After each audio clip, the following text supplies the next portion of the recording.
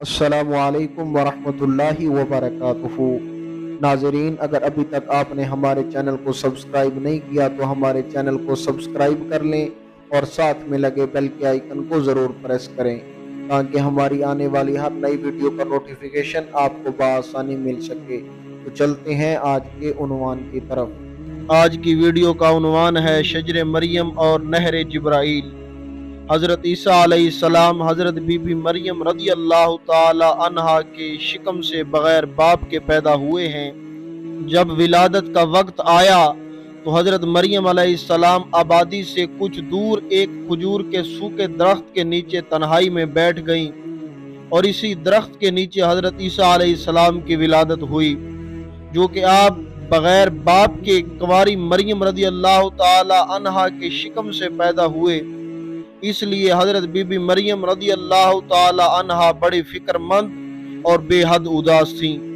اور بدگوئی و طعنہ زنی کے خوف سے بستی میں نہیں آ رہی تھیں،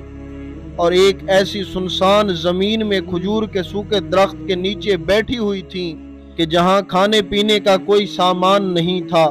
ناگہاں حضرت جبرائیل علیہ السلام زمین پر تشریف لائے اور اپنی ایڑی زمین پر مار کر ایک نہر جاری فرما دی، اور اچانک کھجور کا سوکھا درخت ہرا بھرا ہو کر پختہ پھل لایا، اور حضرت جبرائیل علیہ السلام نے حضرت بی بی مریم رضی اللہ تعالی عنہا کو پکار کر ان سے یوں کلام فرمایا کہ ترجمہ: تو اسے اس کھجور کے درخت کے نیچے سے پکارا کہ غم نہ کھا، بے شک تیرے رب نے تیرے نیچے ایک نہر بہا دی ہے، اور کھجور کے تنے کو پکڑ کر اپنی طرف ہلاؤ، وہ تم پر عمدہ تازہ کھجوریں گرائے گا، تو کھا اور پی اور آنکھ ٹھنڈی رکھ۔ سبحان اللہ! سوکھے درخت پہ پھل لگ جانا اور نہر کا اچانک جاری ہو جانا، بلا شبہ یہ دونوں حضرت مریم رضی اللہ تعالی عنہا کی کرامات ہیں۔ درس ہدایت یاد رہے، اس سے پہلے بھی ہم ان کے بارے بیان کر چکے ہیں